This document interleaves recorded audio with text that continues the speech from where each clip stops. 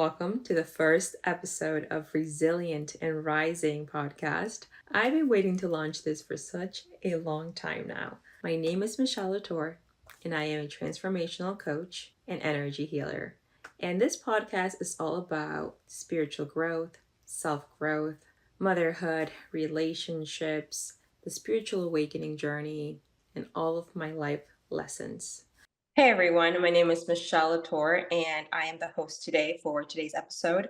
Today we have Dr. Sharma. He is the CEO of AlignUs, and we have Kevin, mindset coach. So today's topic is going to be about spirituality versus religion. And specifics of that topic is more based on what is religion based about, which is fear, and then spirituality is based more on freedom. So that's today's topic. When it comes to these two topics, you guys, how do you view them? Yeah, I think I really love this topic. I grew up primarily in a Hindu household, which is a very organized religion, and there's a couple of things that really, I guess, stood out when I was being raised. The first thing was that I grew up in a house where my parents lived with me, and my grandmother also helped raise me and moved into our house when I was 5 years old. And she was an extremely religious individual. She never ate any meat, never drank. Every morning when I would wake up, I would find her reciting some prayers, and always with her rosary beads, and just in this very religious state of mind. And that was also quite evident with my mom as well. And so we were really like religion played a big role in the way I was raised. And so some of the things that I wasn't really too keen about, I guess I would say, about the Hindu religion is that they have a caste system. And so in that caste system, you have at the top of it, they were called Brahmins, and those are considered priests. And that was what we were considered. And then, there would be something known as like the Kshatriyas, which are warriors. And then it made its way all the way down to the untouchables. And so I found this very odd, and how there would be such a separatist viewpoint on how each Hindu is looked upon, right? And so I would always ask my parents like what this was all about, but they always used to tell me it wasn't really practiced as often as it once used to be. However, when I went to India, you would clearly see the division in the caste system, which was quite alarming. And if you're an untouchable, you would be placed in the jobs of like toilet cleaning, carrying cow dung to like for fertilizer and into the fields. You would have these specific terrible jobs, I would say, just because you were born into that caste, right? And so that really had like a profound impact on me. Like, hey, why are we separating everybody? Why isn't there one? Why isn't everyone equal, right? Why does it have to be all this separation? And so already I was already off into a bad, I guess, starting about what our religion, composed of. And then the second part for me that was a little bit difficult to understand was the fact that, we have multiple gods. It wasn't like we just have one. And we do have a main god. His name is Lord Krishna. But then we have Madharani, we have Lord Shiva, we have Lord Ganesha, right? We have all these different deities that we pray to, and we pray to them for different reasons, like obstacles, like for money, for love and marriage, for just prosperity, and so imagine how confusing that is, to someone that's being raised. It's like, hey, which one am I supposed to be praying to? Like, who am I being associated with that I'm at this point in my journey, right? It's very confusing in that aspect. And the last thing that really got to me with our religion was the concept of karma. The way that we are taught karma was that if you do something bad in this life, meaning bad for us would be not following certain codes of conduct in Hinduism, not practicing the certain religious ceremonies. And, you know, there are, I feel, a religious ceremony that occurs like every week. There's some sort of religious holiday, you know, and that would require you to not eat meat, not drink, fast, you know, all these different things that they would require you to do. And if you didn't do it, you would be facing karma, and that would be bad karma. Like something would happen to you during this life. You wouldn't know what, but something was going to happen to you that was bad at any moment if you did not practice these specific religious ceremonies. And on top of that, it wouldn't just affect you this life. The karma would also come for you the next life. You know, and so because we believe in reincarnation, and how you come back in the next life is based on the karmas that you have done in this lifetime.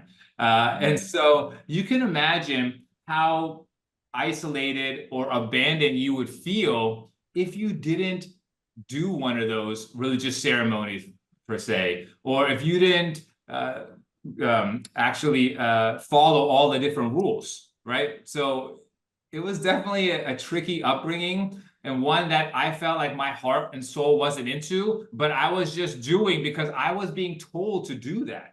My parents raised me to be like, if you don't do this, then this is going to happen to you, because God wants you to do this in order to be considered a good human. That is really fascinating how you put it out there, coming from my own personal experience with Catholicism, right? South America, they kind of do that more, and then Christianity. So this idea, right, of if you don't do this, God will punish you, right? Or there's also another idea: God is perfect, and you're never going to be good enough to go to heaven unless you accept Jesus Christ as your savior. And then you're still not good enough. And it didn't make sense to me, because if I am not good enough, then how would that make me, right, in the eyes of like anything that I do in my life? So it does impact um, like your relationship with yourself. It impacts your relationship with you, and other people, and everything. Your whole life is surrounded by this fear, and even death itself, right? Like you're going to face bad karma because of that. So I guess my question to you guys is like, how was feared from the upbringing with religion affected your life and your relationship with other people? I guess I never thought about it like that. I actually didn't think about the fear aspect of religion until Nick's story. I was raised Catholic, and very similar to the shaming. We have a.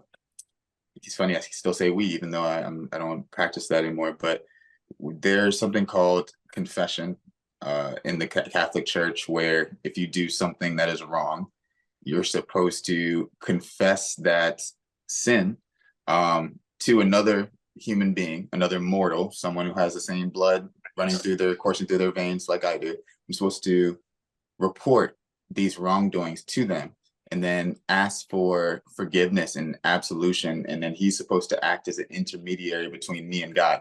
That never sat right with me, because everything that I've ever felt, everything that I've ever read was that, you know, God is available at all times. You can talk to God at all times. God is also within you, and God is who you are modeled off of. And it even says in the Bible that we're all made in the image of God. So it didn't sit right with me. I've always been a very logical thinker, and it was just very uncomfortable. And then when I did something wrong in my life, I think this is to answer your question. It could be something as simple as not remembering to do my homework, using a bad word at school and getting caught. I then had this fear, like, oh my gosh, like I've let my mom down. My priest is going to look down on me. Now I have to sit there in front of him and tell him about this. And it's not like I can just keep it from him, because he's going to know, and it's going to affect my relationship with God. And now I might go to hell.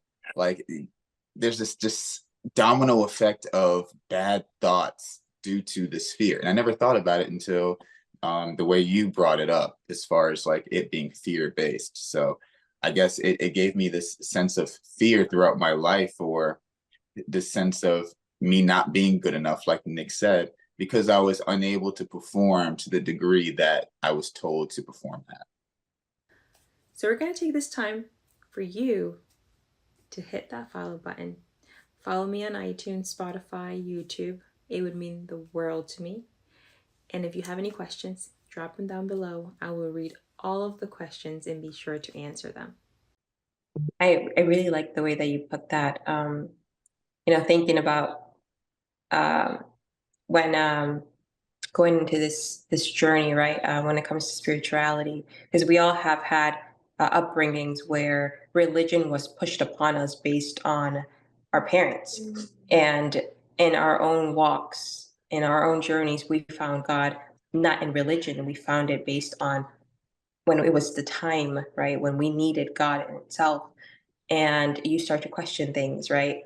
And for me, I guess for you too, I see that a lot of things didn't make sense. Like being told what to do, it's not freeing, it's very constrictive. So it's like a lot of stress that comes with it. So imagine a child, right? Your younger self, the amount of fear, like there's a hell and it's a burning fire. I'm going to go there, or I did something bad. So you not only have shame for mom and dad for what you do, but you also get shame for God, right?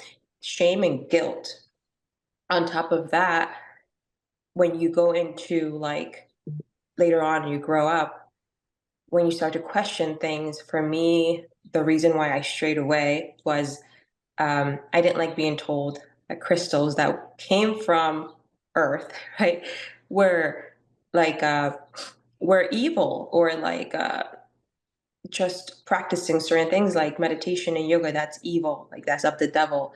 And for me, truly, when it comes to spirituality, it's more about freedom, right? There is no set structure of rules that you need to follow.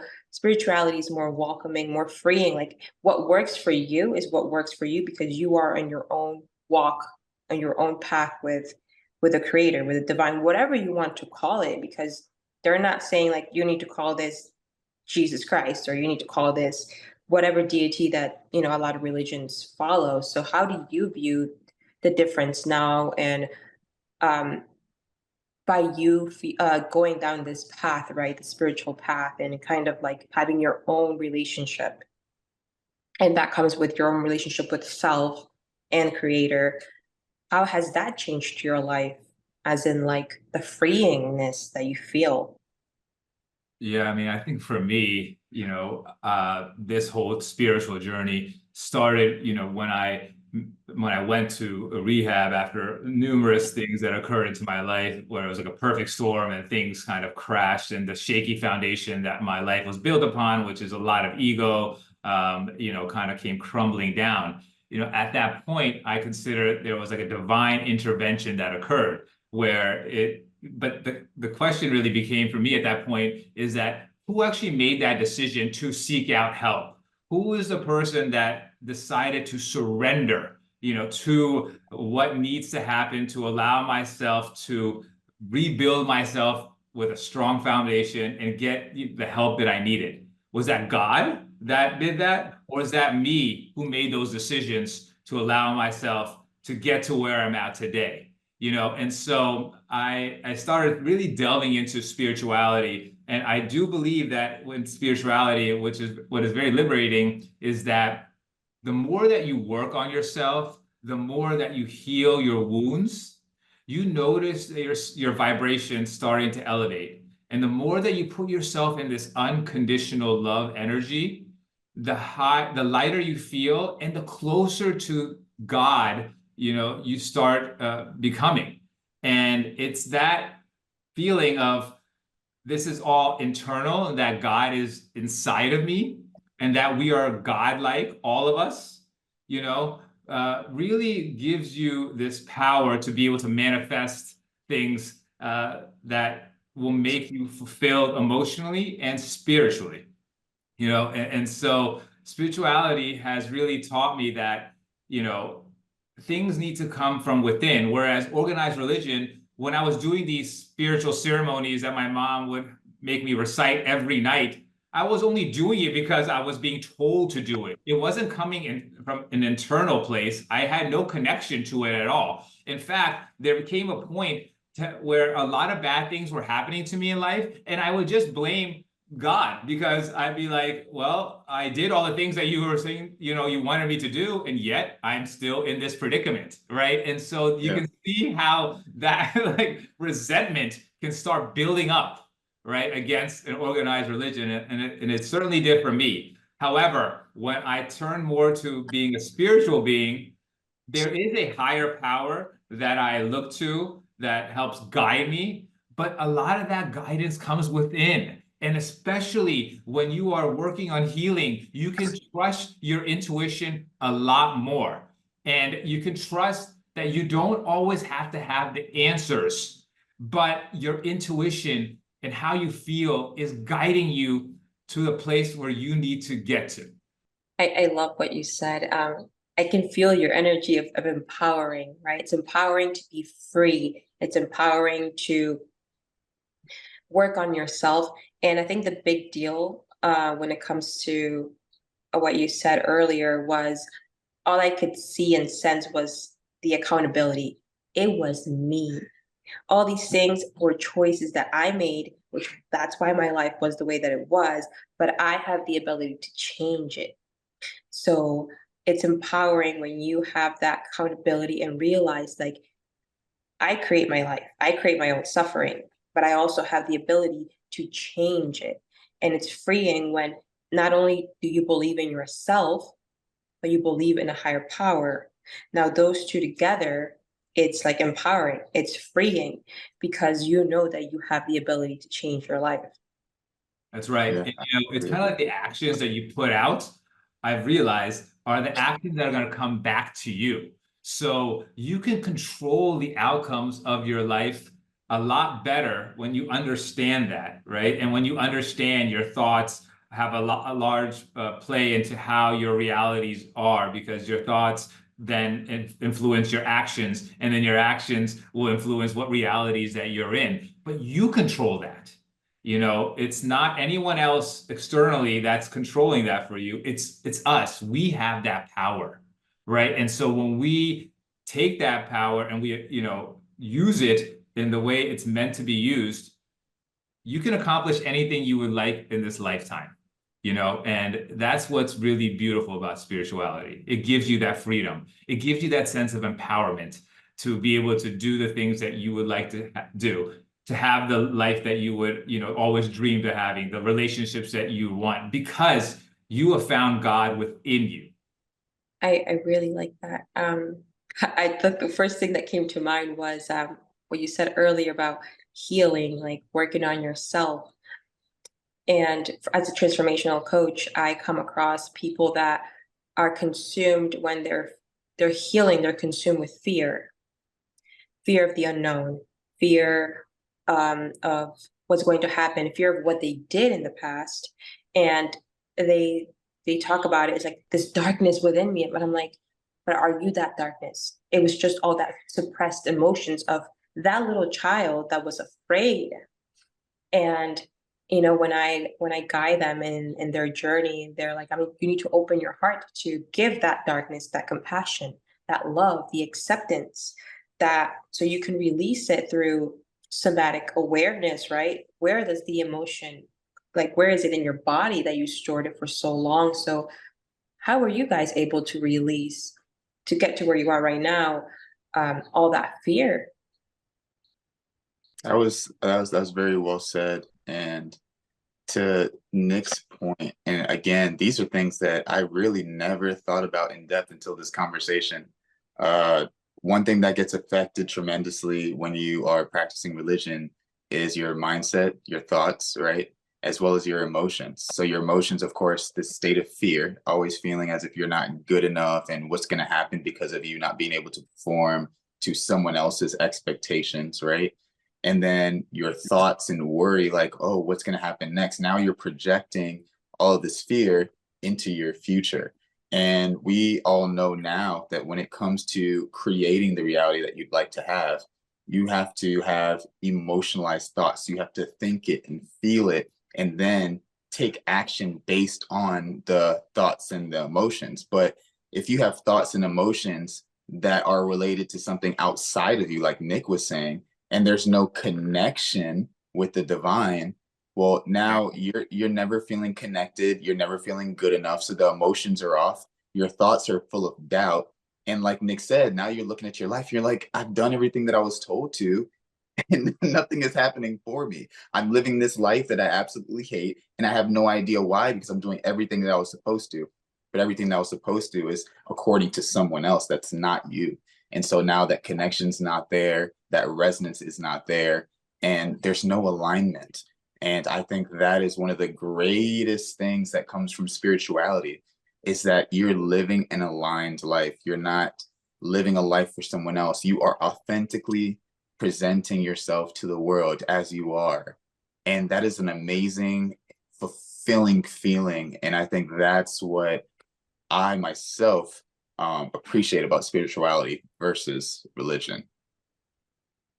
I really love it, how I align what you just said. Align us, you know? There it is. There it is. I just wanted to jump right in on top of what you're saying, Kevin. That's exactly right. When you were talking about how religion at times can be forced upon people, and that doesn't mean that it doesn't work for some people, because it certainly does. The difference is that you have to feel connected to what that belief system is. The great thing about all religions is that they operate out of a sense of like morality and ethics, right? And that's something that has to be a pillar in each human being, like what's right, what's wrong, and I think that all religions talk about that, about what, how important it is to be an honest individual, to come from integrity, to not steal, right? To not do things that are harmful to other human beings. So there's a lot of beautiful things in religion. What happens, though, is that not everyone resonates with everything that is being said in that religion. And when that happens, there's a big disconnect that can occur. And then what are your options after that, right? Do you try to switch to a different religion, which some people do?